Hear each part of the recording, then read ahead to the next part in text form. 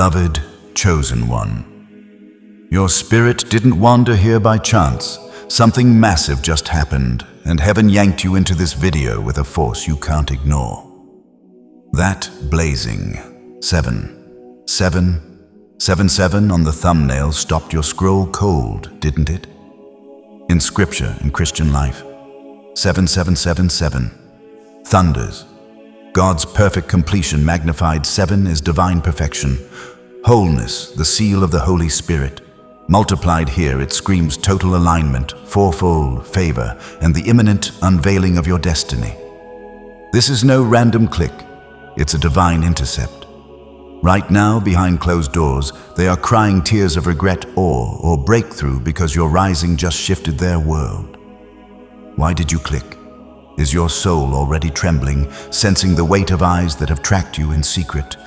Are you ready to discover who's weeping over what God is doing in you? This message exposes the staggering truth.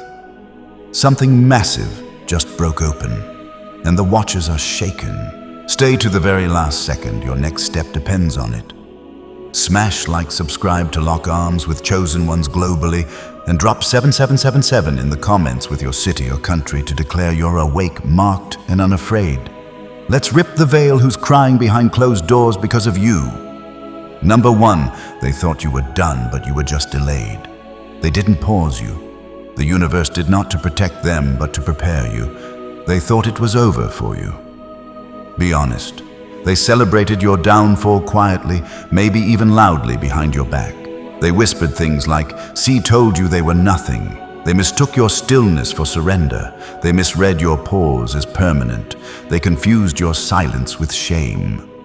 But what they didn't know was that your delay wasn't death. It was a divine design. And now that delay has become their worst nightmare. Because you didn't stay buried. You rose. They danced in your absence, posted subliminal jabs, shared fake smiles with others like them who couldn't stand your light. And you said nothing. You let them have their moment. But silence doesn't mean surrender. A storm doesn't make noise while it's gathering power. And that's exactly what was happening. You were being built in the dark, layered in silence, and protected by something bigger than their gossip.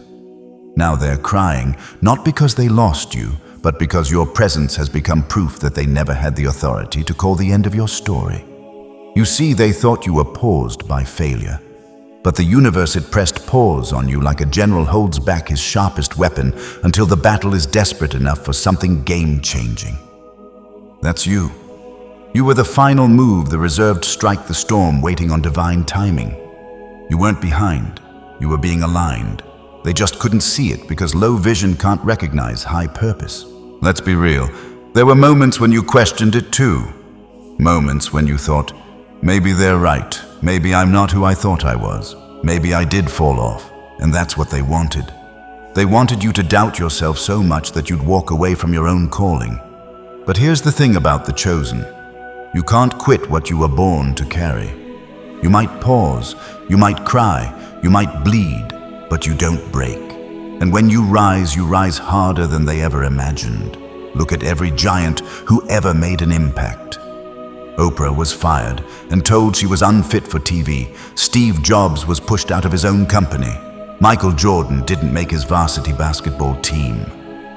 What happened? They didn't crumble. They were delayed, and that delay became the perfect storm. You are not late. You are not behind. You are not broken. You are being reserved for a time when your presence would be undeniable. Your enemies are crying because they realize they celebrated too soon. They raised their glass to a funeral that never happened. They forgot the seed doesn't die underground. It roots. And now that you've bloomed, you're swallowing every lie they planted. Some of them even prayed for your downfall. Let's not sugarcoat it. They disguised it as distance, called it cutting you off, acted like you were toxic when really they were terrified, because even in your stillness they felt your power. You didn't have to do anything. You just had to exist, and that made them uncomfortable. But now it makes them cry. Cry in silence. Cry in private. Cry in shame because they remember the things they said. They remember the way they treated you. They remember writing you off. And now they watch you write the chapters they swore would never exist. And Chosen One, here's what I need you to know. They didn't delay your glow. The Creator timed it for maximum impact. Your story isn't late. It's arriving exactly when it needs to for you, and as a consequence for them.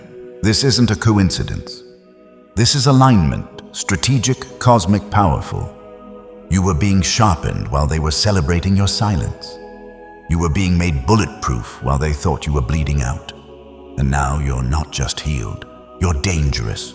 Not because you fight like they do, but because you move like the truth. And truth doesn't beg to be heard. It walks in and commands the atmosphere. Let them cry. Let them sit in the silence they thought would kill you. Let them scroll through your presence and choke on the glow.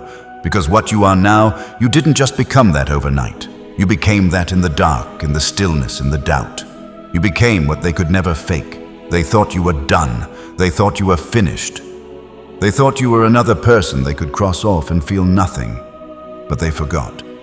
Chosen ones don't disappear. They resurface louder, stronger, unshakable. The delay they celebrated became the gap that let you become unstoppable. Now they whisper again, but it's not with confidence, it's with regret. They study your every move. They mimic your presence. They look for your essence in people who don't even know how to carry it. They cry not just because you made it, but because they realize you were always going to. They just didn't believe it until it was too late. The same door they slammed in your face, you now walk past it on your way to places they'll never be invited. You didn't just come back.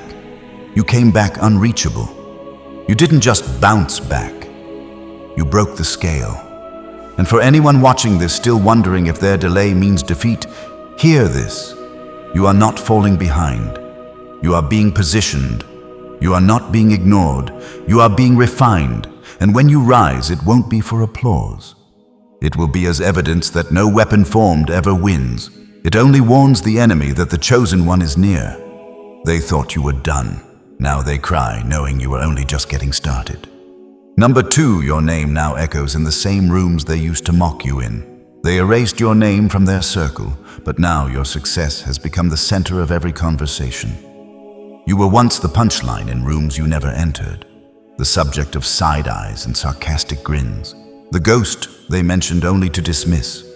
They talked about you like you were nothing, a phase, a failure, a forgotten file in their memory. They crossed your name out in group chats behind locked doors, through passive posts, through subtle digs masked as advice. They laughed when you weren't around, celebrated when your name stopped trending in their tiny world. And now they're choking on that same name because it refuses to disappear. Your name is louder than it's ever been. And you haven't even spoken. That's what burns them. You didn't clap back. You didn't return to throw dirt. You didn't argue your way into respect. You earned it by surviving what they said would destroy you. You walked through their ridicule like a storm with no fear of thunder. And now every room that once mocked you echoes with your name. Not in shade, but in awe. Not as a warning, but as a standard. They can't believe it, but they feel it. Their pride won't let them say it out loud, but they're studying you, following in silence, taking notes from the same presence they once tried to erase. The people who rolled their eyes at your name, they now whisper it with caution, like it might come alive and remind them of what they lost. It stings, doesn't it? The realization that you became everything they said you wouldn't, and more. That the name they once treated like a joke now lives rent-free in rooms they thought belonged to them.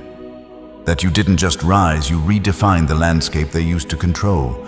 You were the one they uninvited blocked, talked about, and tried to outgrow.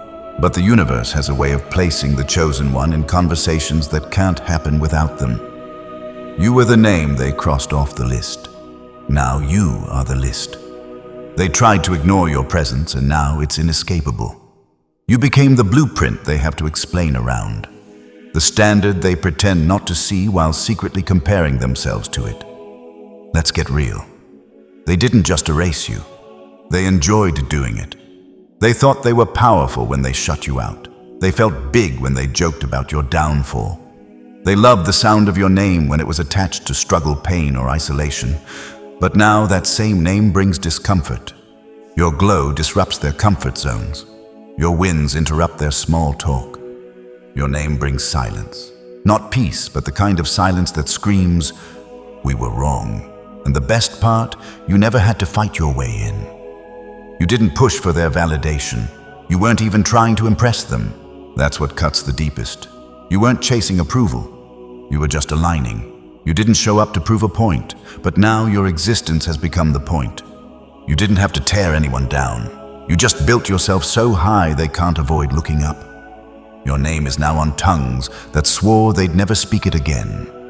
You're the example in their conversations, the comparison in their insecurities, the reference in their regret. You're the proof they wish didn't exist because it confirms that they bet against the wrong soul. This is bigger than revenge. This is a divine demonstration. This is what happens when the universe lets the real ones shine on their own timeline. Not for fame, not for applause, but to expose the ones who used rejection as entertainment. You were the name they silenced, and now you echo louder than ever. You're not just being talked about. You're being remembered, and not in pity, but in reverence. Because while they were busy throwing dirt on your name, they didn't realize they were planting the seed of your reputation. And now that seed has bloomed wildly, beautifully, uncontrollably. And their only choice is to watch. It's funny how life works. The ones who blocked you now follow you from fake accounts. The ones who laughed at your ideas now hear them quoted in the same rooms they sit in. The same people who told others you were doing too much are now wondering why everything they try feels like it's not enough, because your name has become a frequency. And if you're not on it, you feel the distance. You're not just in rooms now. You are the room. You're the voice in the board meeting, the topic at the dinner table, the case study in success. You're what they use to measure growth. Even when they pretend they're not watching, they don't want to admit it, but they're learning from you. They study the timing of your moves, the poise of your silence, the strength of your return. And every time your name comes up, it reminds them of what they tried to erase and failed. And chosen one, don't let their silence fool you.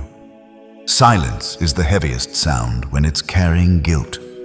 Every pause when your name is mentioned is them remembering how they treated you. Every awkward shift, every change of subject, every fake smile. That's not peace. That's a pain. That's an unspoken regret. That's them realizing the person they buried was the person the room was waiting for all along. So let them talk. Let them mumble. Let them sit with the echo of your name louder than their approval ever was. Because now, you don't need them to say anything. Your presence is loud enough. Your results are proof. Your consistency is the mic drop. You were the name they crossed out on the invite. Now you're the name on the banner, the guest of honor, the headliner. They couldn't keep you out of the room because you were the reason the room existed.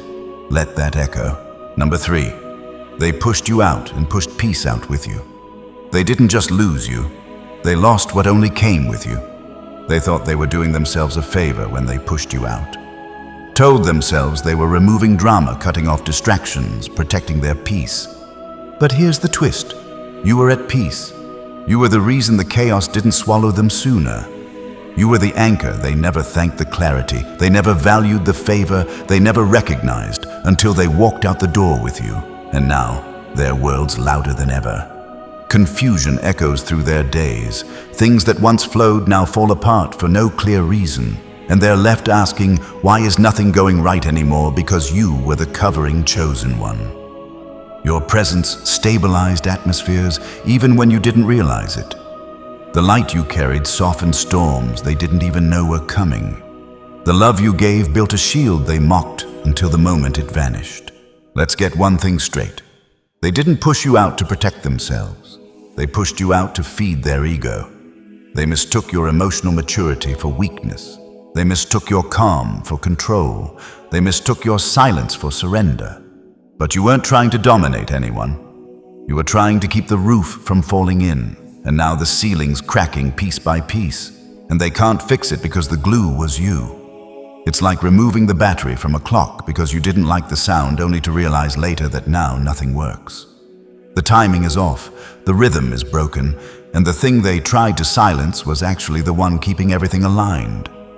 They're crying behind closed doors, not just because they miss you, but because they miss the version of life they had when you were in it. The clarity, the focus, the quiet strength, that energy that used to keep their life balanced. They're feeling the void now, and no matter how many people they bring in, how many distractions they chase, nothing feels right anymore because what you carried wasn't replaceable. It was divinely assigned. And chosen one, don't regret leaving. Don't question if you should have stayed longer, tried harder, explained more. The truth is, you were never meant to babysit broken energy. You were meant to be light, not beg to shine. The universe didn't separate you from them to punish them. It did it to preserve you. It saw the shift before they did. It saw the cracks in their character, and it moved you for your own expansion. Let them sit in confusion. Let them sit in the storm because the peace they once had was walking beside them and they pushed it out the door. Number 4, they used you as a joke. Now you're the lesson they can't unlearn. You were the punchline. Now you're the punctuation mark that ended their delusion. They didn't just laugh. They mocked. They didn't just talk. They twisted. Every move you made, every dream you shared, every stumble you endured was turned into their personal comedy show. You were the meme in the group chat, the whispered joke at the table, the reason they rolled their eyes when your name came up. They turned your struggle into entertainment. They thought they were clever, but all they did was become background noise in the story they didn't understand was legendary from the beginning.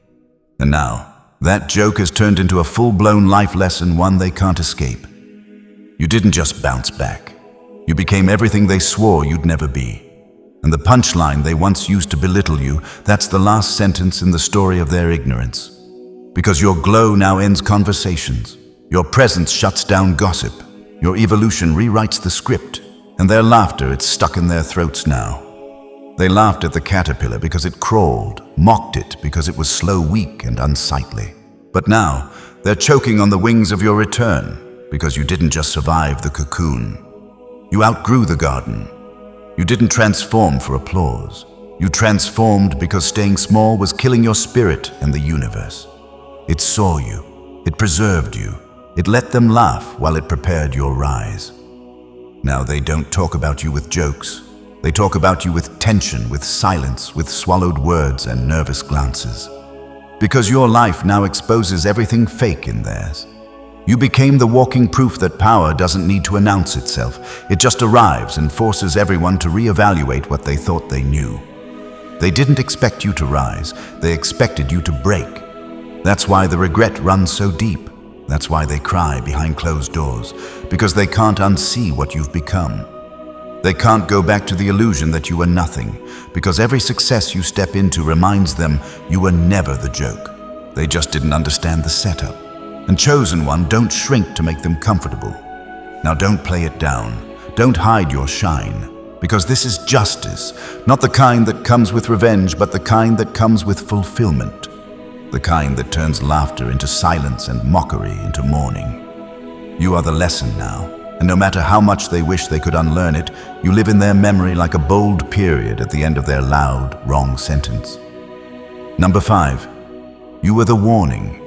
They thought you were a threat. You didn't show up to scare them. You showed up to spare them, but they chose pride over protection. You came into their life with light, with truth, with an energy that could have healed them if they had let it. You weren't there to dominate, control, or compete. You were there to help shift the room, shift the direction, shift the mindset. But they didn't want clarity.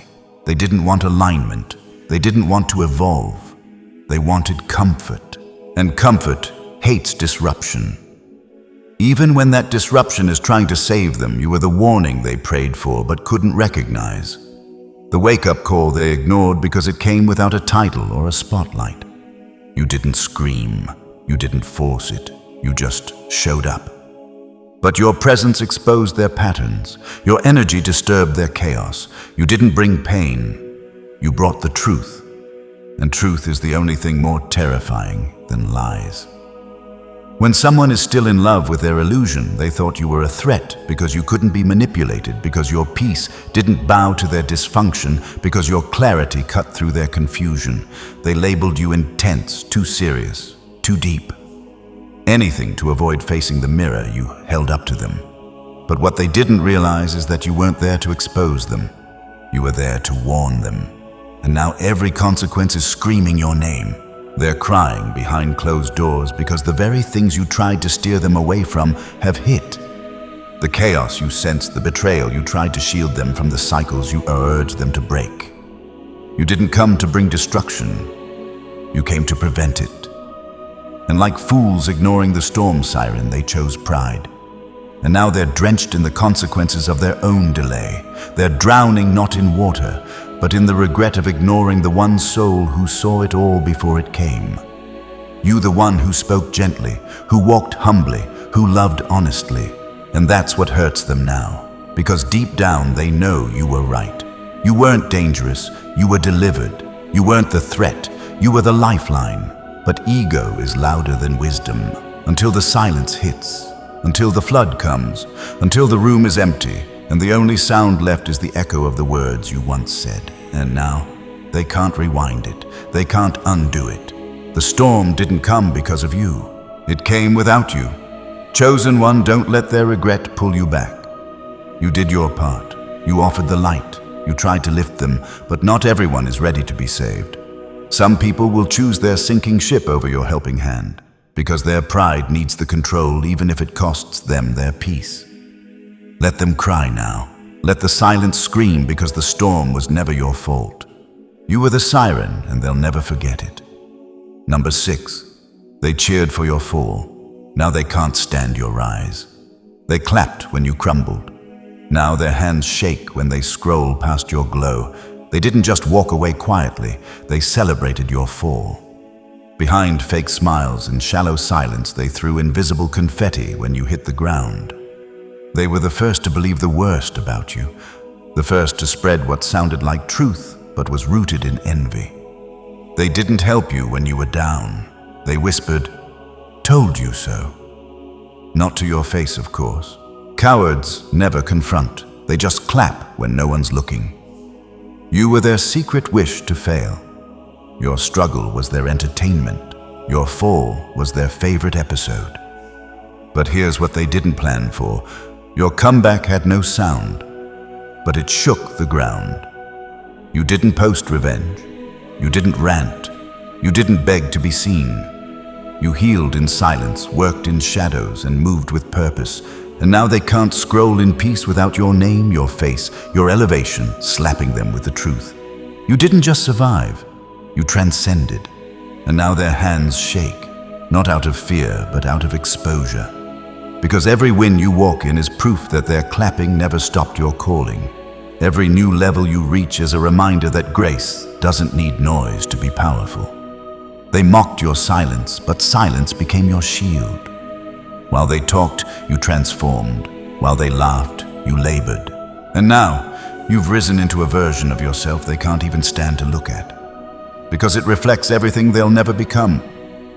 You were the silent wish they made at your lowest. Please don't rise. And now, you're the loudest proof that the universe always hears what's done in secret and flips it into justice. Because chosen one, you didn't just rise. You rose without needing to destroy them to do it. That's what they hate most. You didn't clap back. You didn't drag them. You let the universe do what it does for those who walk with intention. Turn pain into presence.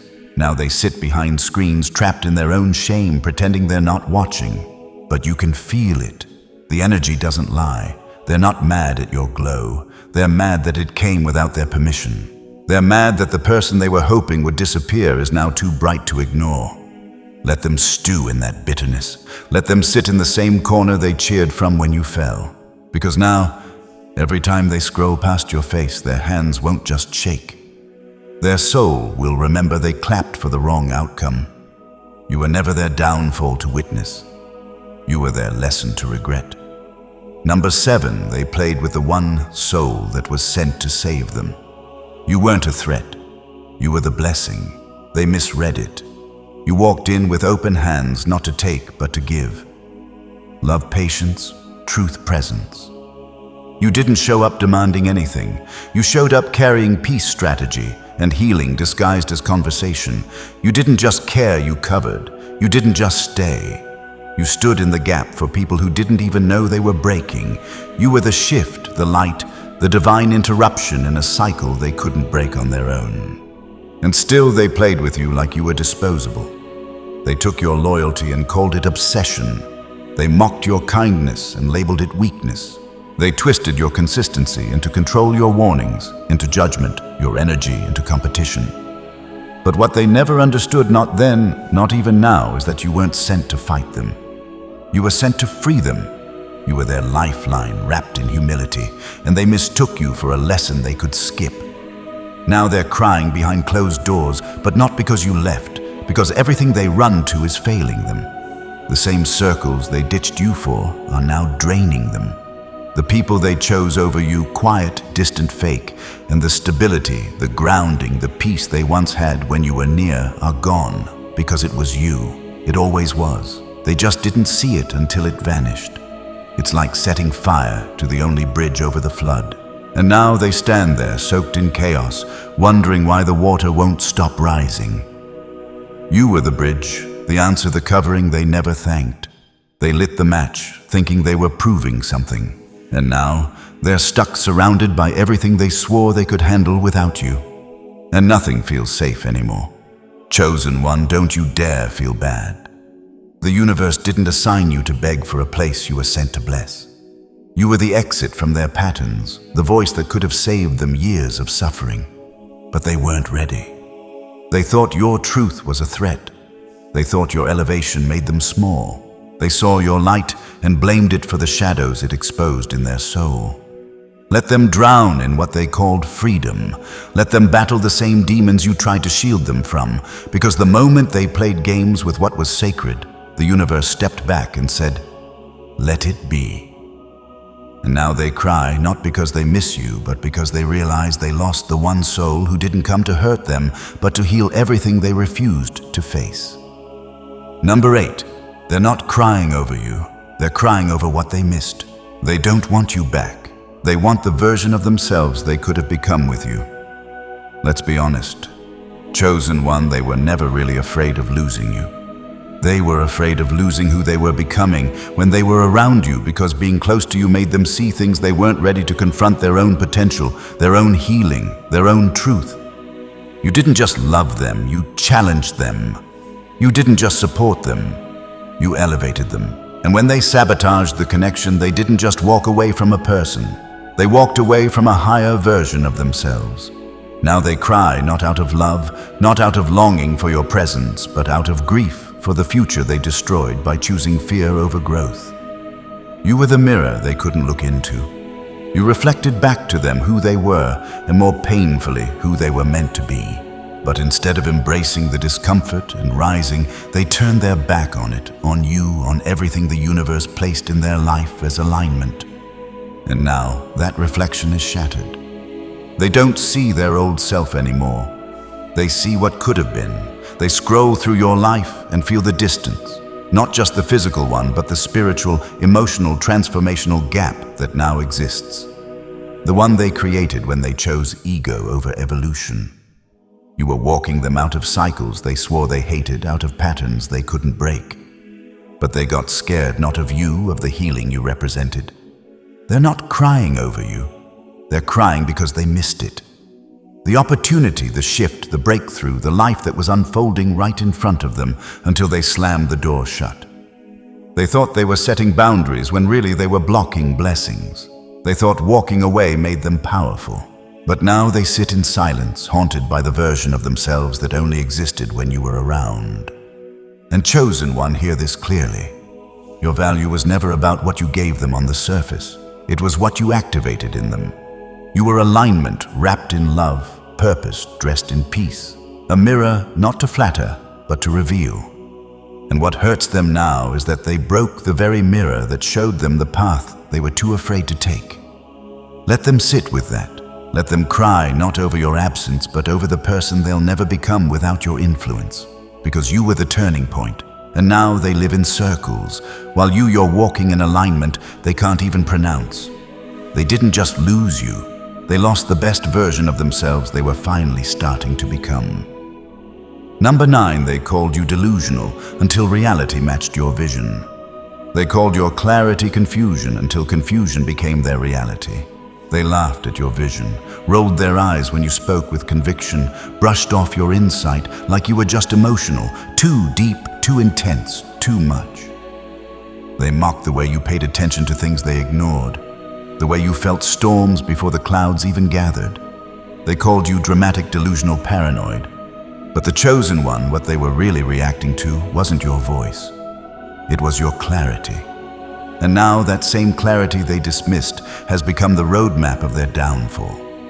You told them not out of ego, not to control. You felt it. You tried to steer them, warn them, protect them. You saw the patterns. You read the energy. You recognized the subtle shifts. But they couldn't hear you over the sound of their own ego. They thought your discernment was dysfunction, that your insight was instability. But now the very things you said would happen are happening. And they're not laughing anymore. Because it's hard to laugh when you're drenched in the very storm you mocked. Like laughing at someone who packed an umbrella. And now you're standing soaked in the rain, shivering, knowing they tried to tell you to prepare. You weren't being negative. You were being real. And now they're stuck in the flood, watching you walk through dry ground like you always knew the forecast. They're confused, but not because life is suddenly hard. They're confused because they can't figure out how you saw it coming. How did you know? How did you speak it before it showed up? How did you move in ways that now look prophetic? They don't understand that being chosen doesn't mean you're better. It means you're aligned. It means your sensitivity isn't weak. It's access. And now they sit with their regret quietly, bitterly. Because your delusions are now their lived experience. They remember every time they called you crazy, every time they said you were overthinking, every time they laughed at your sensitivity, but now they feel it is too late. The chaos you sensed, the fallout you tried to prevent, the fake connections you tried to expose, all of it unfolding like a script they never read, but you always knew was coming. Chosen one, you were never delusional. You were just early. You were tuned in while they were tuned out. And now the volume's up, and the static they used to ignore is now screaming in their reality. Let them drown in the confusion they said didn't exist. Let them struggle to piece together a future they broke by ignoring your clarity, because you weren't born to be understood by the blind. You were born to see ahead. And now they cry not because you were wrong, but because you were exactly right. Number 10. They can't hate you out loud, so they cry in private. Their silence isn't peace, it's punishment. You know they feel it. You can sense it in the way they lurk, but never engage. How they scroll past your success like it's invisible, even though it's burning holes in their chest. They won't comment, won't like, won't repost, won't reach out because silence is their last weapon. And now even that is backfiring, because the truth chosen one is this. They can't hate you out loud anymore because they're too busy crying in private. They can't deny your rise, can't argue with the glow, can't twist the narrative anymore. The results are too loud, your elevation is too obvious. The very person they dismissed, ignored, and disrespected has become the blueprint, and it's eating them alive. They're quiet not because they're at peace, but because their pride can't handle the sound of your name echoing louder than ever without them in the story. Their silence isn't strength. It's not moving on. It's not unbothered. It's shame. It's the weight of knowing they threw away something real and now have to watch you rise without their fingerprints anywhere near it. And that silence, it screams. It screams guilt. It screams regret. It screams, I messed up and I can't fix it. They won't say it. They won't admit they were wrong. But chosen one, their absence speaks louder than their words ever did. Because truth doesn't need applause. Truth doesn't need noise. Truth walks in unannounced and changes the temperature of every room. And right now, your presence makes their comfort zone unbearable. Every time your name comes up, they flinch. Every time someone congratulates you, they shrink.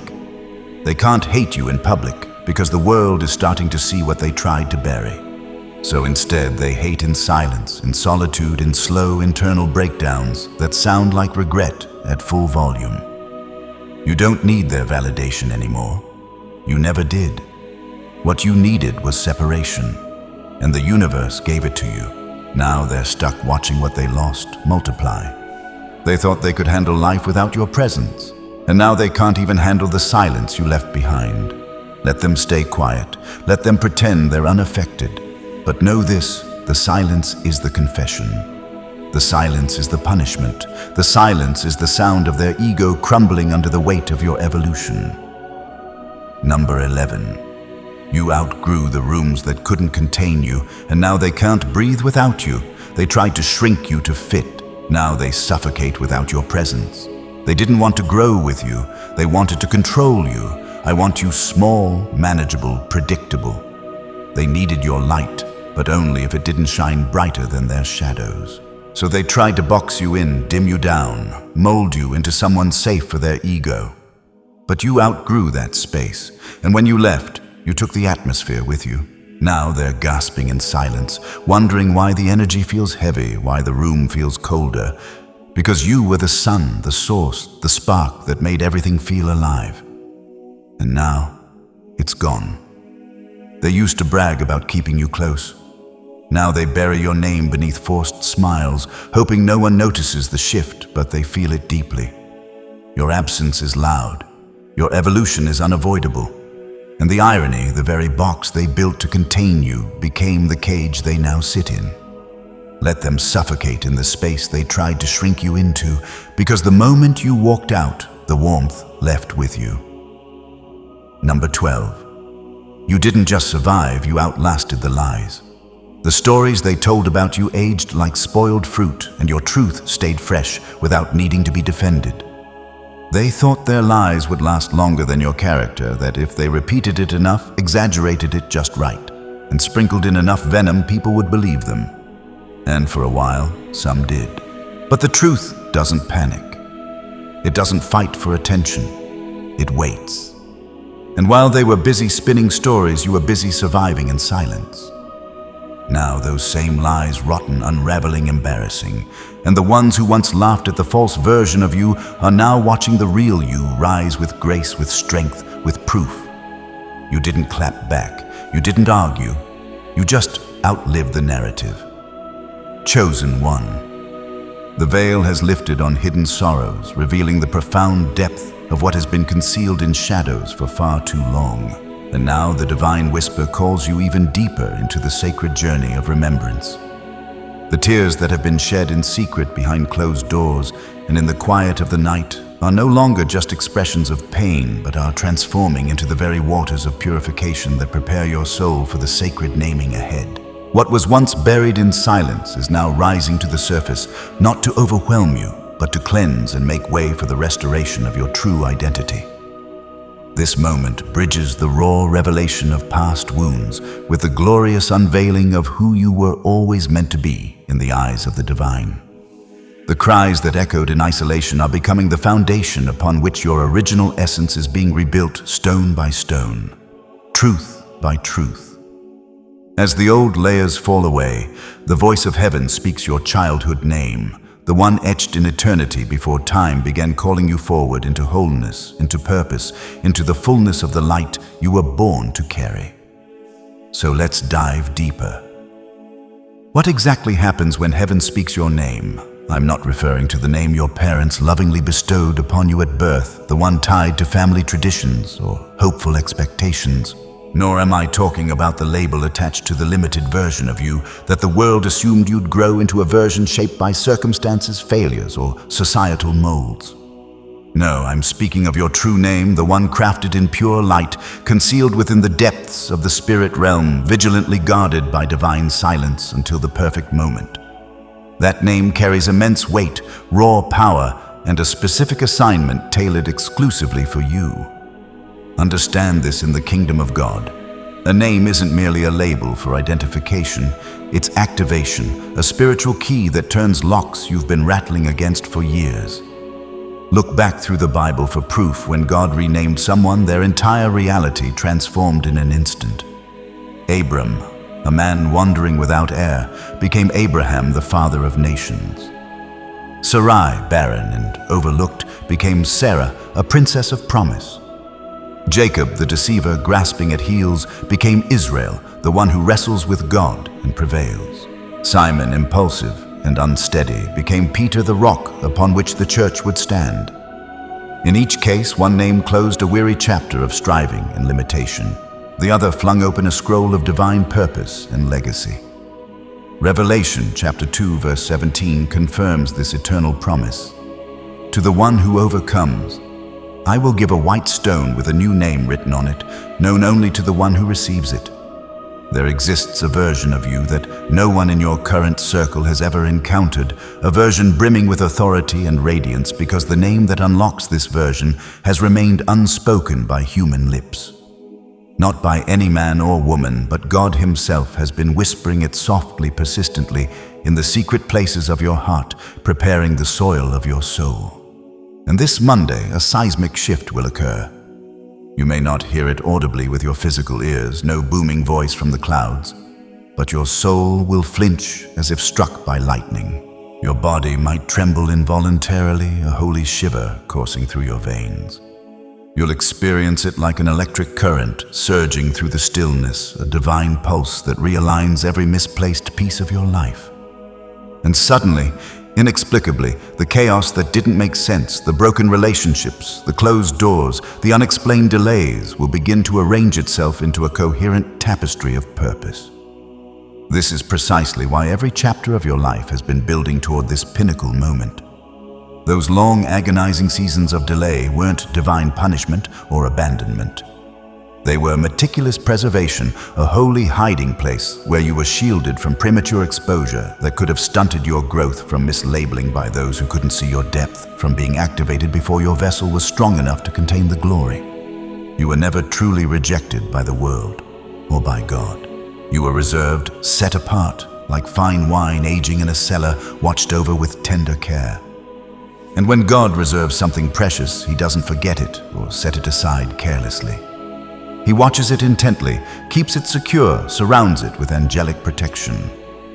Isaiah chapter 49 verse 3 mentions with poetic assurance, "You are my servant, Israel, in whom I will display my splendor." Chosen one, your story isn't running late or falling behind some imaginary timeline. It's profoundly prophetic because true destiny doesn't rush ahead in a frenzy. It aligns perfectly like stars converging in the night sky.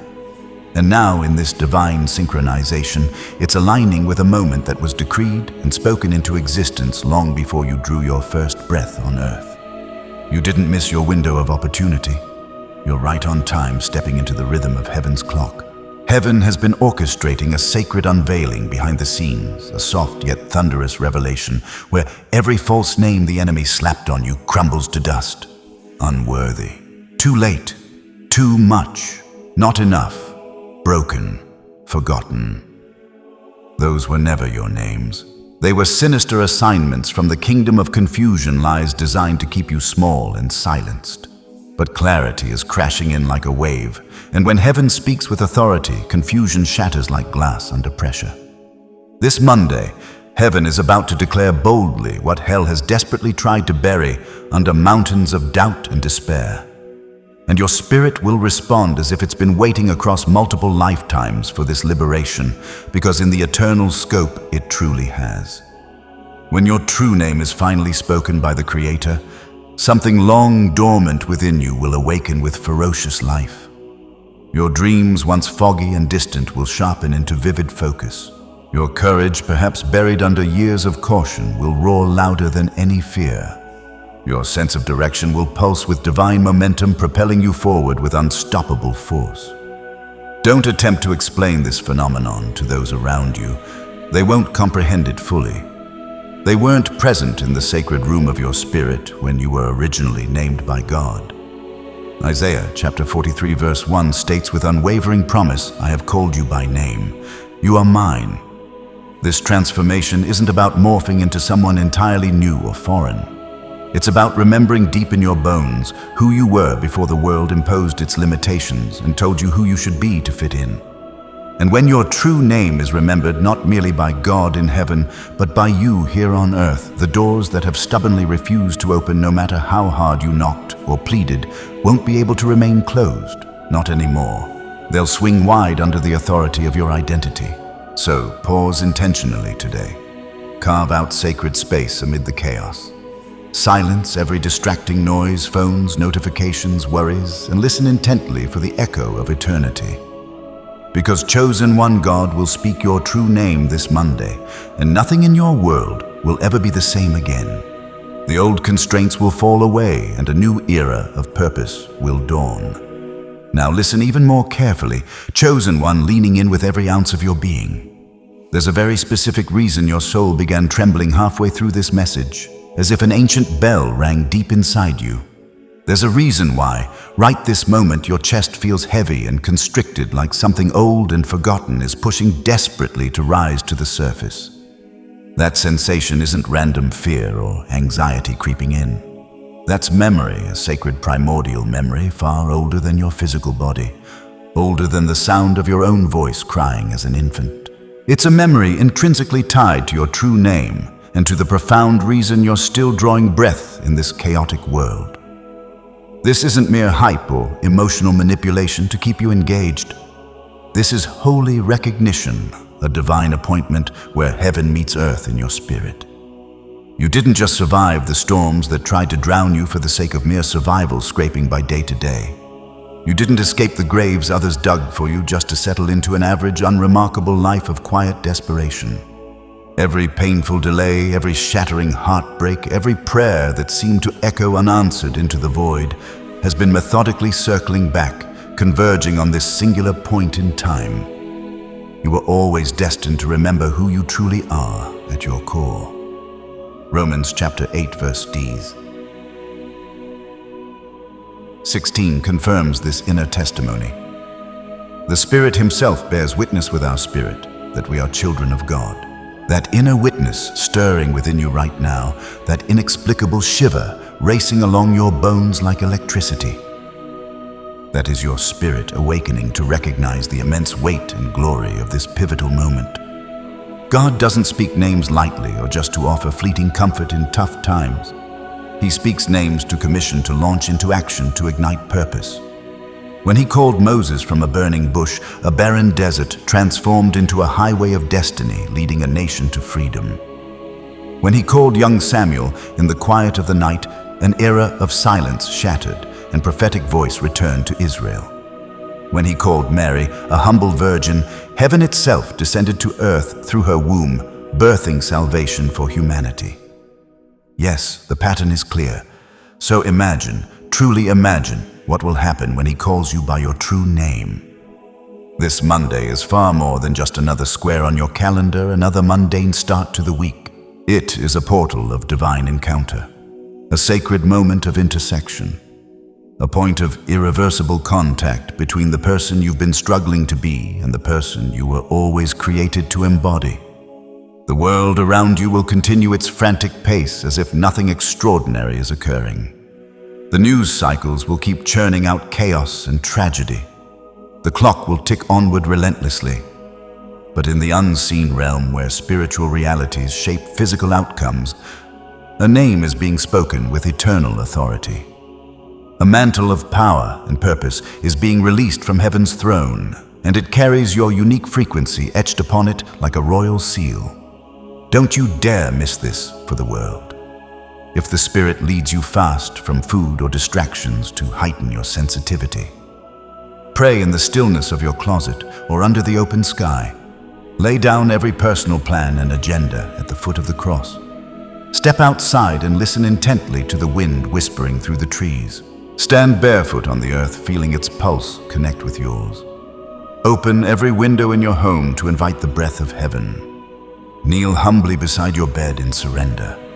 Whatever spiritual discipline it takes to position your heart, do it without hesitation.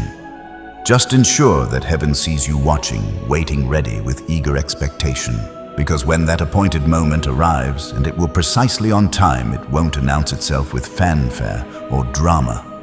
It won't be a spectacular show for the crowds, but it will be utterly unmistakable to your spirit, like lightning silently flashing under your skin, like a profound sentence etching itself permanently inside your chest, like someone whispering your name in a heavenly language that only your soul can fully comprehend and translate.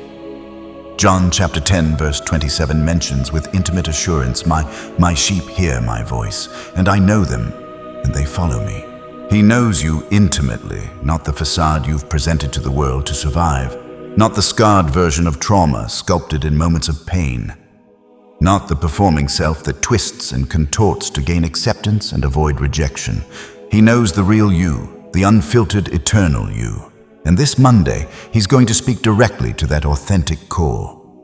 Will you hear him clearly, or will you allow the busyness of life and the lies of the enemy to drown out the voice, keeping you chained to the identity they told you to wear, like an ill-fitting mask? Chosen one. Pause yet again, one more deliberate time to let this sink deeper. This isn't a frantic call to reinvent yourself or chase some new trend. It's a gentle, yet urgent call to return.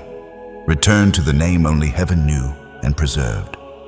Return to the divine identity. Hell has fought tooth and nail to erase through every trial and temptation. Return to the mission that was written into your spiritual DNA, inscribed in your bones before the foundations of the world. And when God utters it, when he whispers that sacred name with love that spans eternity, don't merely hear it passively. Answer with your whole being. Say yes. Step forward. Align fully. Because that's how the transformation truly begins in power. That's how every locked area of your life shifts dramatically. That's how dormant kingdoms within you rise to influence the earth. And this time it won't be by random chance or human effort. It will be because heaven, in its perfect timing, finally called you by your true name, activating every promise attached to it. So now let's explore even further what happens in the aftermath when your name is spoken, not by casual acquaintances, not by social media comments, not even by your own hesitant voice in the mirror, but by the one who meticulously formed you from dust and breath. What does it sensationally feel like when the eternal God speaks directly into the temporary confines of your human experience? When the God who exists outside of time pauses the cosmos just to affirm your identity, chosen one. This critical juncture is where most individuals falter and turn back prematurely, not because they're inherently unworthy or lacking faith, but because the overwhelming weight of unfiltered truth feels radically different from the comfortable lie they've lived under for years, even decades. It's one thing to intellectually desire a new identity or crave purpose. It's an entirely different challenge to carry the fullness of it without buckling. And the instant your true name is spoken by heaven, the old labels that once defined you no longer fit. They chafe, they restrict, they fall away, like outgrown clothing. You'll feel this shift profoundly, the initial discomfort of shedding old skin, the raw vulnerability of exposure. Your everyday surroundings will suddenly appear constricting and insufficient. Casual conversations that once satisfied will taste bland and superficial. Old roles you played to belong the peacemaker, the overachiever, the invisible supporter will start to itch, unbearably demanding release. The version of you that learned to fit neatly into society's boxes won't survive the expansion that's coming next. It can't. Mark chapter 2 verse 22 states this principle clearly. No one pours new wine into old wineskins. The wine will burst the skins and both will be ruined. No, they pour new wine into new wineskins. You are not simply being renamed with a fresh label. You are being fundamentally reformed from the inside out. Your spirit expanded to hold the new wine of purpose. That true name holds immense power, but not merely the power to be seen or applauded by others. It grants power to see with crystal clarity, to discern spirits and motives, to shift entire atmospheres with your presence, to carry a tangible anointing that changes rooms. And presence of this magnitude is inherently disruptive. It will unsettle the comfortable spaces you once navigated with ease. It will expose relationships that were only compatible with the unactivated, dimmer version of you. Don't panic in those moments of tension. This isn't outright rejection from God or others. It's divine realignment, a holy pruning to make room for fruitfulness. You will begin to walk with an inner knowing that resonates like a mantra. I've been claimed by something eternal, something far greater than fleeting approval. And your steps will feel heavier, more deliberate, because they now carry the weight of assignment, of kingdom responsibility. This marks the beginning of quiet spiritual warfare, not dramatic battles around you with visible enemies, but subtle conflicts within you. The old self, comfortable in mediocrity, will attempt a comeback, clawing for control. The degrading names you were called in your darkest moments, failure, unworthy mistake, will try to echo again, whispering lies to pull you back. Doubt will slither in questioning. Are you really chosen for this? Was that spiritual experience even real, or did you imagine it in a moment of desperation? But allow me to remind you firmly and with scriptural authority. Romans chapter 11 verse 29 declares, "The gifts and the calling of God are irrevocable. What God has spoken in the heavens cannot be unsaid or revoked by earthly circumstances. What heaven has revealed in your spirit cannot be erased by doubt or delay. And what your spirit has remembered through this divine encounter cannot be forgotten, no matter how fierce the opposition." So what's your next step in this new reality? You walk differently with purpose in every stride. You speak differently with authority that doesn't need to prove itself.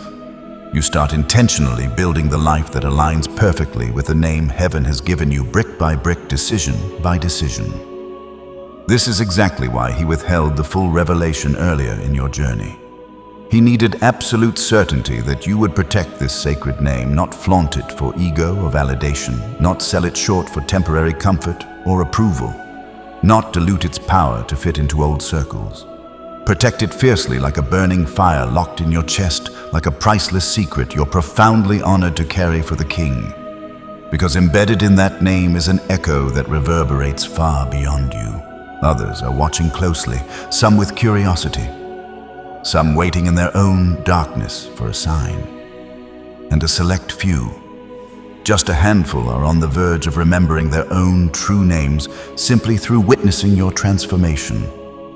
This is how the ripple effect of awakening begins and spreads. One chosen one hears their name clearly, and then another catches the frequency, and then another, until an entire generation awakens from spiritual slumber, not through loud protests or viral campaigns, but because someone somewhere finally answered the call with a resounding yes. Chosen one, now that you've remembered who you are at the deepest level, now that the whisper of heaven has ignited something unquenchable in your chest that refuses to be silenced or dimmed, it's time to confront the often overlooked cost of this calling. Because there is a price, and it doesn't arrive wrapped in applause, promotions, or public admiration. It manifests in isolation that cuts deep in separation from familiar comforts, in deliberate detachment from everything that once provided a false, fragile sense of self and security. Luke chapter 9 verse 23 confirms this sobering truth. "If anyone would come after me, let him deny himself and take up his cross daily and follow me." Observe closely the moment your real name is spoken, the one the Spirit has always known and protected everything in your life that isn't vibrating in resonance with it will begin to fall away, sometimes painfully, sometimes suddenly. People closest to you will comment, "You've changed so much lately," and they'll be absolutely right in their observation. But what they fail to see, what they can't grasp from the outside, is that this change wasn't a whim or a phase. It was a profound remembrance, a return to origin. The illusions and false identities that wrapped tightly around you like chains can't survive exposure to the blazing light of who you really are in Christ. You'll gradually lose interest in petty arguments that once held you emotionally hostage for days. You'll develop an allergy to mediocrity, feeling it like poison in your system. You'll revisit old dreams and ambitions only to realize with startling clarity that they were far too small, constructed by a version of you who hadn't yet encountered their true name and the vastness it implies. And here's the bittersweet, heart-wrenching truth that accompanies this growth. You may need to grieve the version of yourself that others fell in love with or depended upon, the easygoing friend, the predictable partner, the compliant employee, but you must release it without guilt. Not because that version was inherently bad or worthless, but because it was incomplete, a partial sketch of the masterpiece God intended. Chosen one, the name God speaks over you isn't decorative or ornamental, something pretty to frame and forget. It's directional, a spiritual compass that tells your feet precisely where to plant themselves next. It instructs your voice on how to resonate with heaven's authority. It guides your prayers to request kingdom advancements rather than mere survival. And it boldly warns your enemies, seen and unseen, that you are no longer a target to be trifled with or toyed with. Don't be shocked or discouraged when the spiritual warfare intensifies in response. The enemy isn't intimidated by your loud declarations or social media posts. He's absolutely terrified of your deep knowing, your unshakable conviction of identity. Because once a chosen one truly knows who they are in the Spirit, they become immovable, unshakable pillars of faith. Isaiah chapter 43 verse 1 states with comforting repetition, "Do not fear, for I have redeemed you. I have called you by name. You are mine. You belong now."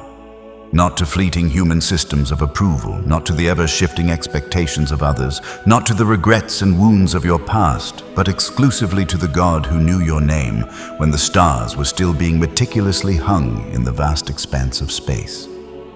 So what's the practical next step?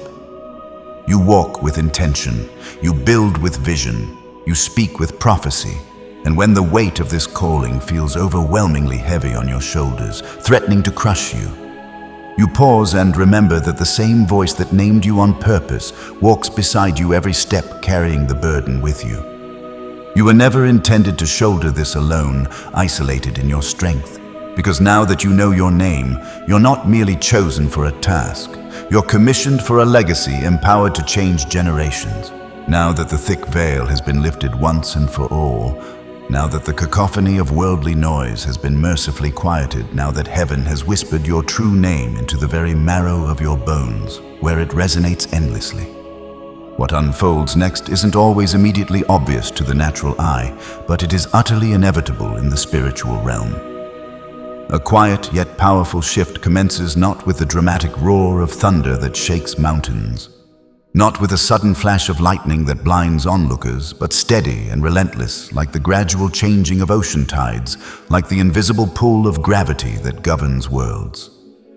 As you learn to navigate your new spiritual coordinates, you'll start noticing in subtle yet profound ways how the old world resists and reacts to your newly awakened presence. Rooms you once diminished yourself to fit into, shrinking your personality to avoid conflict, will suddenly feel claustrophobically narrow, unable to contain your expanded spirit. Conversations that once made you feel temporarily seen or validated will now ring hollow, lacking the depth your soul craves. Old ambitions and goals that drove you for years will begin to lose their shiny allure, not because they were wrong or sinful in themselves, but because they were crafted on a human scale, too limited for a name spoken directly by the mouth of God. Isaiah chapter 62 verse 2 mentions this transformation. You will be called by a new name that the mouth of the Lord will bestow. Chosen one, your name now carries tangible weight in the Spirit. It echoes ahead of you into places you haven't physically stepped into yet, preparing the way like an advanced team. It travels like divine sound waves, softening hearts that once would have crushed you, dismantling obstacles long before you arrive. But here's the beautiful mystery that unfolds. No one in your immediate surroundings may notice the internal change at first glance. At least not right away, not superficially. You'll still look the same in the mirror, same eyes, same smile, same physical form. You'll speak the same earthly language with the same accent. But your inner frequency, your spiritual vibration, will be entirely different, elevated to a higher octave. And reality itself, the unseen forces that shape outcomes, will begin to respond accordingly, bending in your favor. Doors that defied logic and remained locked despite your best efforts will creak open unexpectedly. People will feel inexplicably drawn to you, seeking your presence without understanding why, as if pulled by a magnetic force. Others, sadly, will fall away gradually, not because you pushed them out with arrogance or rejection, but because their spirits were never truly aligned with your truest, most authentic self from the beginning. You're not committing an act of cruelty by allowing this separation. You're undergoing a necessary recalibration, a fine-tuning of your life to match heaven's blueprint. And in the midst of this recalibration, another miraculous awakening occurs. Your God-given authority begins to stir and rise like dawn. You stop begging for permission to simply exist in spaces. You cease apologizing profusely for your God-wired sensitivity, for the depth of your emotions, for the magnitude of your calling that others find intimidating. Because when God calls you by your true name, He doesn't merely remind you of your identity in passing. He grants you unrestricted access. Access to an entirely different dimension of being. Access to the detailed instructions uniquely tied to your personal assignment. Access to a sharp spiritual intelligence that doesn't require endless explanation to others, but demands only your trust and obedience. Isaiah chapter 45 verse 3 confirms this treasure release, and I will give you hidden treasures, riches stored in secret places so that you may know that I am the Lord. This becomes the season where long-buried secrets of your past finally make profound sense. The confusion that clouded your history begins to crack open layer by layer with waves of divine revelation. You'll suddenly see with 20/20 spiritual vision why certain doors were bolted shut despite your prayers. Why certain people couldn't love you with the depth and consistency you needed and deserved. Why the wilderness season dragged on for what felt like an eternity. You weren't being punished by a distant God. You were being meticulously preserved, guarded like a rare gem. God was protecting the fragile, unready parts of your identity from a world that would have hastily renamed you yet again with limiting labels. And this time in His sovereignty, God simply wouldn't allow it to happen. So let's unpack what it truly means to live fully under the authority of your true name. It means every decision you make moving forward flows from a place of secure identity, not from the shaky ground of insecurity or people-pleasing. It means your boundaries aren't rebellious acts against others. They're royal reflections of your worth in God's eyes, non-negotiable lines drawn in love. It means you can say no to opportunities or relationships without a shred of guilt weighing you down. You can wait on God's timing without fear gnawing at your faith. You can speak truth boldly without flinching or second-guessing because you now know beyond doubt who you are and whose you are. And even when the world around you forgets or misunderstands, heaven remembers every detail with perfect clarity. The journey ahead won't necessarily be easier in terms of comfort. There will still be challenges, opposition and growth pains, but it will be infinitely clearer, like walking a well-lit path after years in fog. And every single day, you'll awaken with that heavenly whisper still echoing softly inside your spirit. You are known intimately. You are called purposefully. You are mine eternally. And the moment creeping doubt tries to slither back in, attempting to steal your peace, you won't scramble for old affirmations or motivational quotes. You'll simply declare the name the one only God could have given you in its perfection, the one that shattered invisible chains the moment it was spoken, the one that flung open the gate to your next glorious chapter of life. This is the essence of carrying divine naming in its fullness. You're not just chosen to be seen by others or to gain fleeting fame. You're chosen to see with prophetic insight, to see differently than the world sees, to walk differently with kingdom swagger, to live as someone who's already been irrevocably validated by the highest, most authoritative voice in all existence. So take a deep breath right now. Let your spirit settle deeply into this liberating truth, like sinking into a warm embrace. You're not in the process of becoming something you're not. You're returning home to the identity that was always yours from the beginning, the one time tried desperately to bury under busyness, the one trauma attempted to silence with pain, the one the world sought to rename with conformity. But none of their efforts worked, not in the end. Because names spoken by the eternal God don't have expiration dates. They echo forever. So what transpires when you dare to walk into the world with your true name echoing powerfully in your chest like a heartbeat, and the people around you don't recognize it or resonate with it? What do you do when your radiant light offends the sensitive eyes of those still choosing to hide in comfortable shadows, avoiding their own truth? Because chosen one, make no mistake about this reality once you begin to live vibrantly under heaven's appointed name for you. Resistance will inevitably come knocking, but not always in the overt, dramatic ways you might anticipate or fear. Sometimes it arrives disguised as eerie silence, a cold withdrawal. People who once celebrated your presence with enthusiasm will suddenly fall strangely, uncomfortably quiet. You'll pour light and encouragement into places that previously cheered for your success, and you'll be met with confusion, subtle suspicion, or even dismissive eye rolls. Why does this happen? Because something fundamental in you has shifted to a higher frequency, a new wavelength. And not every spirit is tuned or willing to receive it. John chapter 1 verse 11 states this painful yet prophetic truth. He came to his own, and his own people did not receive him. You are no longer operating or vibrating at the lower volume of your past self, the one dulled by compromise. You now carry a presence, wholly disruptive presence that exposes hidden motives, presence that interrupts complacency, presence that simply cannot be ignored, even if it's never openly acknowledged or praised.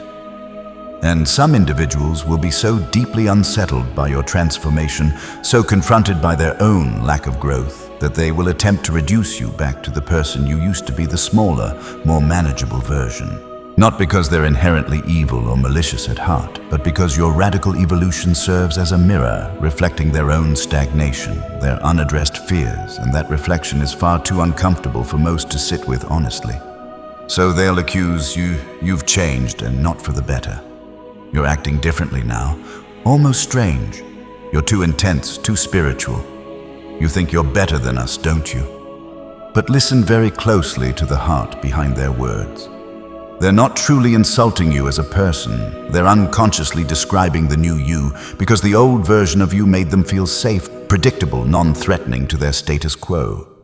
But you weren't born to keep people comfortable in their ruts. You were born to wake them up from spiritual slumber, to challenge the norms, to ignite change. And those who remain asleep or resistant will inevitably perceive your awakening as arrogance or judgment. Do not under any circumstances shrink back to accommodate their discomfort. This critical juncture is where many chosen ones falter and fall silent once more. Not because they stop believing in who they've become in private, but because the piercing loneliness that accompanies this level of authenticity feels utterly unbearable, like a weight too heavy for one's soul. But hear me clearly, and let it anchor you.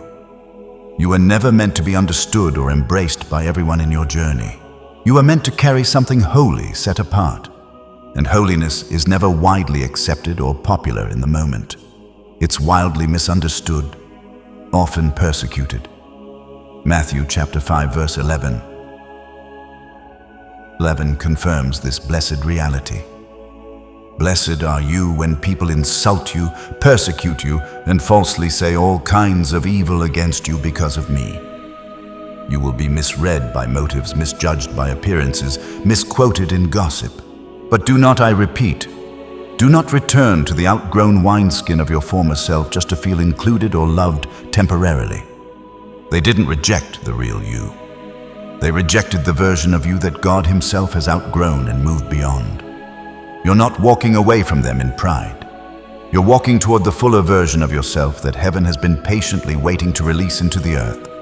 And in due time, those who are truly meant to walk alongside you in this season will find you naturally, not through aggressive marketing or forced networking, but through divine alignment and spiritual attraction. Because when you live boldly under your true name, your energy transforms into a powerful homing beacon, drawing others who've heard similar whispers of their own names echoing in the night.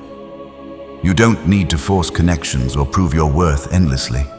Your name spoken by God has already flung open the necessary doors with authority.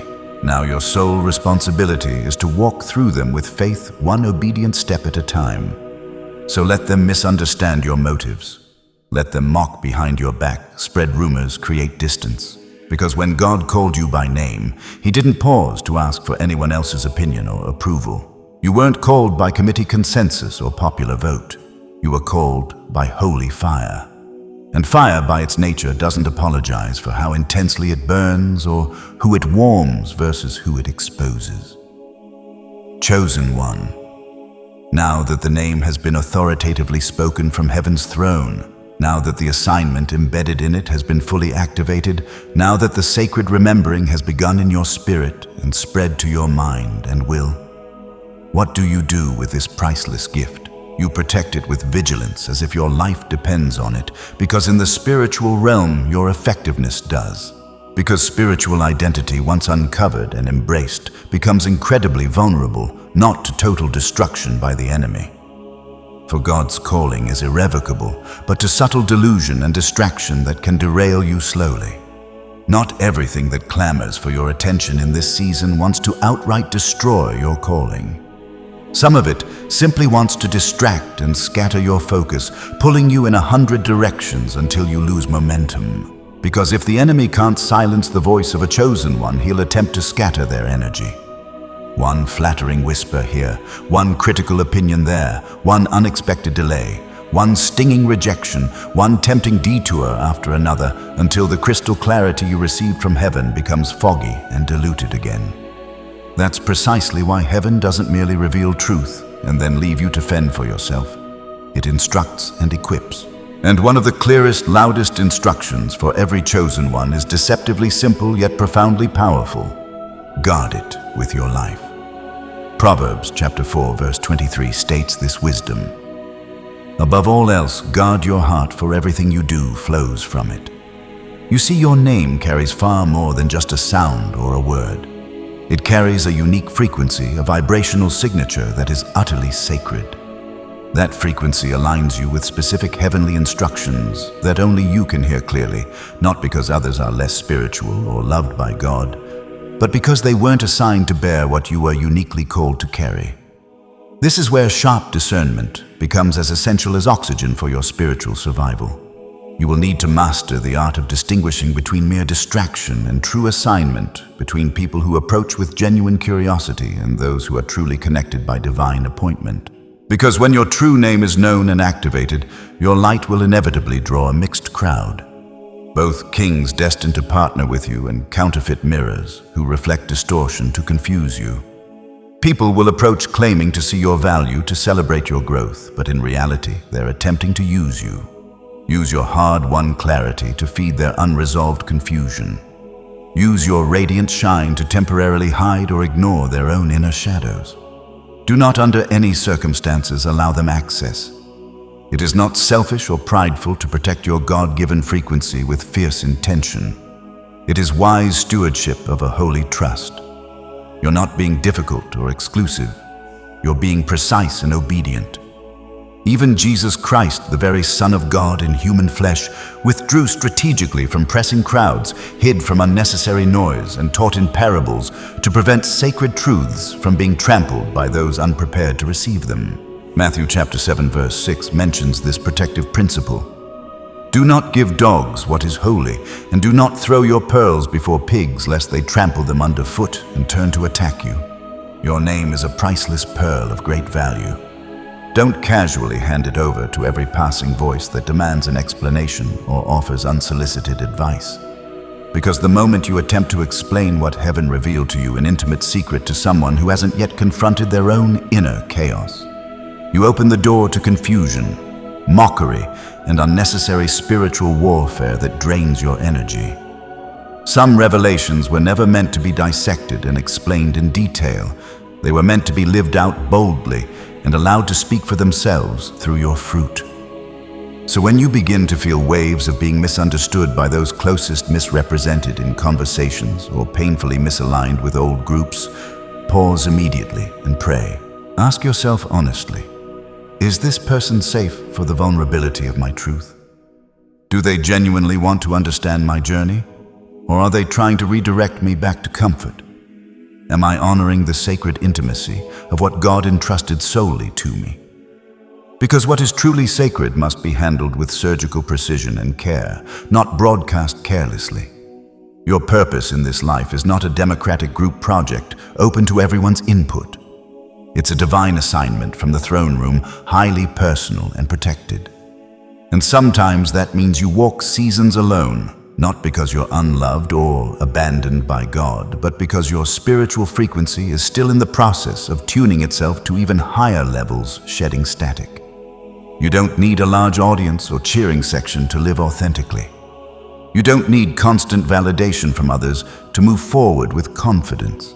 What you do need is silence to hear solitude, to grow stillness, to discern, because that's the fertile ground where heaven speaks again clearer than before. And when the noise of opposition inevitably comes crashing in, when confusion tries to creep back like fog, you won't react in panic or defense. You'll simply remember. You'll return in your mind to the exact moment the name was spoken by God. The electric feeling that surged through your body like divine voltage, the profound stillness that washed over you like liquid prophecy, the explosive clarity that hit like thunder in a clear sky. That sacred moment becomes your personal altar, a touchstone you return to again and again. Protect it reverently. Every time the world around you gets overwhelmingly loud with opinions and demands, you get intentionally quiet, retreating to that altar. Because heaven never shouts over the chaos to be heard. It only whispers to those who position themselves to listen. And you've already heard everything you needed to launch. Let no one, no critic, no doubter, no well-meaning but misguided friend rewrite what God Himself inscribed on your spirit. You're not in the process of becoming someone entirely new or fabricated. You're becoming undeniable in your authenticity, a force that cannot be ignored.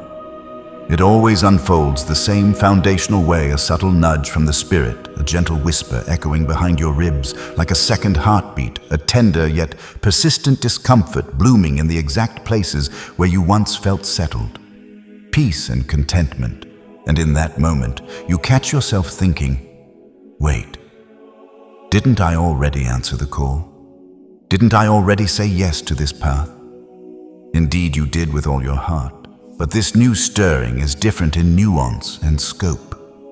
Because the beautiful, sometimes bewildering thing about divine assignments is this: they evolve in layers as you mature and grow in faith. The moment you begin to stabilize and find your footing in one level of alignment with God's will, heaven in its infinite wisdom begins preparing the next upgrade, the next dimension. You'll sense it not as anxious restlessness that keeps you tossing at night, but as a holy invitation, a quiet, magnetic pulling away from everything familiar and comfortable, not because those things are inherently wrong or sinful, but because they've become too small, too confining for the expanded version of you emerging. Isaiah chapter 54 verse 2 confirms this call to expansion. Enlarge the place of your tent. Stretch your tent curtains wide. Do not hold back. Chosen one, this inner pull is not a sign of anxiety or instability. It's pure anticipation, a clear signal transmitted from the spirit realm that brand new coordinates have been divinely set for your journey. The challenge arises because your logical mind will desperately want to understand and map out every detail in advance, but your spirit was never designed to comprehend everything first. It was created to obey in faith, to step out before the full picture is revealed. This is the stumbling block where many sincere believers get stuck indefinitely. They demand absolute certainty before they're willing to move even an inch. But certainty isn't the prerequisite for obedience. It's the reward that comes after faithful movement. Think of the heroes of faith. Abraham didn't know the exact location of the promised land when he left Ur. Moses didn't feel remotely worthy or equipped to confront Pharaoh. Mary didn't have a detailed plan when the angel announced the impossible. And yet every one of them said yes, not because the path made perfect logical sense or came with guarantees, but because something deep inside them recognized the authentic pull of God's voice. And you recognize it too, don't you? In this very moment, you know instinctively that you're no longer where you once were in your walk, but you're also not quite settled where you're ultimately going. You're dwelling in the sacred in between, the holy hallway, where old doors have closed behind you, new clarity flickers like candlelight ahead, and the old identity no longer fits like it used to, pinching in all the wrong places. This liminal space is where true spiritual upgrades happen, not under bright spotlights with fanfare, but in the quiet stretching of your faith, the expanding of your capacity. The shift will often feel like tangible loss at the outset, a grieving process. You'll be stripped of old comforts, not as punishment for past mistakes, but as refinement for greater glory. Things you relied on will fall away unexpectedly. Plans you meticulously laid will pause or dissolve. People you thought were lifers will part ways, sometimes painfully. Not because something is catastrophically wrong with you or them, but because something infinitely greater is arriving on the horizon, making room for itself. Isaiah chapter 43 verse 19 states this promise of renewal. See, I am doing a new thing. Now it springs up. Do you not perceive it? The new thing doesn't always announce its arrival with trumpets and banners. Sometimes it slips in wearing the disguise of silence or emptiness. Sometimes it comes clothed in what looks like disappointment or setback. Sometimes it hides cleverly behind frustrating delay. But make no mistake, it's coming, and it's not merely an extension of what you experienced before. It's an entirely new dimension of faith, power, and impact. This is why you must be extraordinarily careful not to curse or resent the transition season with bitterness. Because if you spend your energy grieving what God has already sovereignly moved on from, you'll completely miss the breathtaking beauty of what He's passionately trying to move you into. So how do you respond wisely when the pull returns stronger than before? You don't overanalyze every feeling to death. You align your heart quickly. You don't force premature clarity with endless questioning. You create space through stillness and surrender. You don't demand the full blueprint drawn out in detail. You embody trust, stepping out in obedience. Because this journey isn't about doing more activities to prove your worth. It's about becoming more of who God says you are, becoming the version of you that's already fully visible and celebrated in the spirit realm. The one who walks with unshakable authority. The one who carries kingdom weight without apology. The one who stops begging for permission to shine God's glory. You feel this pull intensely because something eternal inside you remembers who you were before the world convinced you to settle for ordinary, before circumstances named you limited. And now, heaven is calling you forth by that original name once again, louder and clearer. Don't wait until every detail makes perfect sense to your natural mind. Move when the pull feels undeniably sacred, when it stirs worship in your spirit. Because the upgrades orchestrated by God don't arrive in neat logical packaging with instructions. They come wrapped in spiritual confirmation, a holy restlessness in your bones that won't let you sleep, a quickening in your breath that excites rather than frightens, a deep inner sense that says, I don't know exactly what's next, but I know without doubt I can't stay stagnant here. Trust that inner witness. That's not fear whispering lies. That's destiny knocking persistently at your door. Chosen one. Somewhere in the profound depths of your being, in the core of your spirit, you already know without doubt that something monumental is about to shift in your life, not just on an emotional level that fluctuates with mood, not just mentally as new ideas form, but spiritually at the very level of your identity, reshaping how you see yourself forever. You've carried a multitude of names throughout your life. Journey, the strong one who held it together for everyone, the outcast who never quite fit the black sheep of the family, the healer who mended others while bleeding, the overcomer who rose from ashes repeatedly. But none of those labels, as resilient as they made you, are your true name from heaven. Those were survival names, temporary titles shaped by painful seasons, names generously given by others in love or criticism, or names you formed in the furnace of suffering to keep going. But now, in this divine appointment, heaven is about to speak the one name it wrote across your soul before time itself began ticking. Revelation chapter 2, verse 17. Confirms yet again, to the one who is victorious, I will also give that person a white stone with a new name written on it, known only to the one who receives it. Yes, this name has been hidden even from your own conscious awareness until now, because the true name is not revealed carelessly until the soul is mature enough to carry the full weight of its meaning and power without crumbling.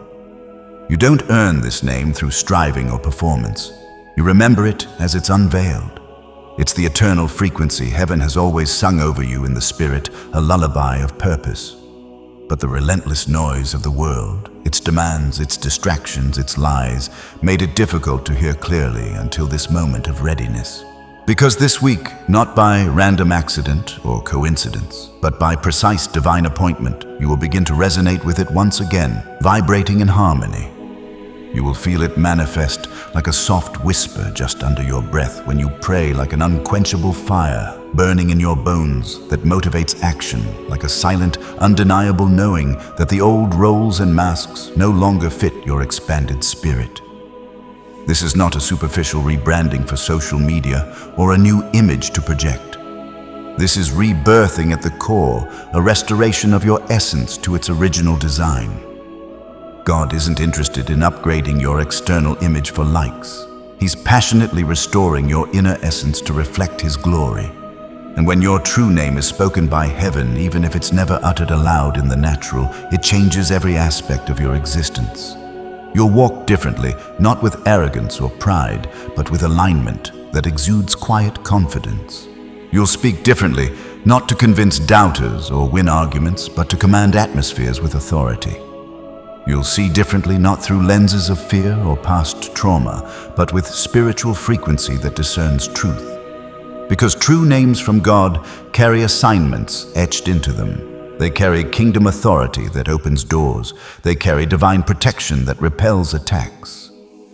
Isaiah chapter 43 verse 1 states with finality, "Fear not, for I have redeemed you. I have called you by name. You are mine." You are not who you thought you were in your limited understanding. You are who God named you to be before trauma scarred you, before betrayal hardened you, before survival mode redefined you. And now that name is being fully activated in your life, igniting every dormant gift. It's why the spiritual attacks intensified recently. It's why the internal pressure built to uncomfortable levels. It's why you felt an inexplicable tension in your spirit, sensing something massive approaching but unable to name it yet. Because your name was still sealed away for protection. But this week, chosen one, the seal is breaking with power. And when it does, don't frantically look around for external confirmation from people or circumstances. Look inward, quiet your soul, and listen to the Spirit bearing witness. Because the world might not recognize the new you immediately, but heaven will with celebration. And so will the assignments be perfectly aligned to your unique vibration. So will the kingdom connections sent to run alongside you. So will the doors that once stayed stubbornly shut despite your knocking, not because you finally proved you were enough through effort, but because you finally remembered and stepped into who you've always been in God's eyes. Your name was never just a label or nickname. It was a frequency of power, a scroll of destiny, a command from the throne. Heaven wrote it in eternity, and this Monday, heaven speaks it again into time. So silence every competing noise in your life. Make abundant room in your spirit for the King, because when God calls you by your real eternal name, nothing, absolutely nothing, stays the same. Chains fall, destinies awaken, kingdoms advance, and you chosen one step fully into the purpose you were born for.